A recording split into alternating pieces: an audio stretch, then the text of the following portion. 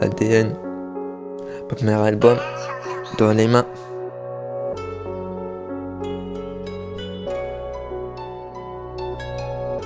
Pow, pow, pow.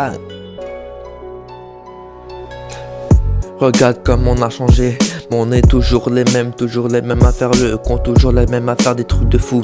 Des moments je repense à des bons moments, mais y a rien à faire. Parfois je préfère être seul que être mal accompagné. Tic tac, boum la bombe a explosé, c'est l'heure d'avouer ses actes.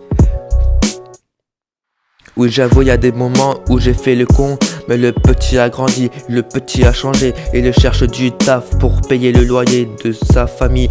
Ces deux frères qui essaient de tout faire pour la fafa, mais ce qu'ils ne savent pas, c'est qu'ils n'ont pas connu leur père. Et des fois ils demandent à leur mère quand est-ce qu'ils verront leur père. Mais la Yéma elle dit et redit comme à chaque fois, bientôt. Et donc du coup ils en ont marre, ils vont fuguer pour être à la recherche de leur père. Mais ils ont quand même réussi à trouver une photo du mariage tous les deux, en faisant des kilomètres jusqu'à pas d'heure. Ils demandent à chaque personne si ils ont pas vu ou connu cette personne. Ils disent non désolé, je n'ai pas vu cet homme, ou je ne connais pas cette personne. Ils marchent toute la nuit sans arrêter à penser si ils vont le retrouver, sans dormir, sans manger, sans boire. Et puis de loin ils aperçoivent un petit bar où ils peuvent manger et boire, histoire pour se reposer. Et il passe la porte, il demande poliment si il peut leur donner à manger et à boire et un endroit où dormir.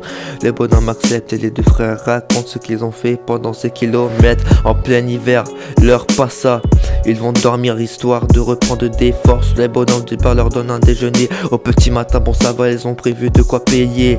Et le gars très gentil a dit: non, gardez votre argent, ce que je viens d'entendre c'est quelque chose où personne ne peut faire pour trouver un membre de sa famille.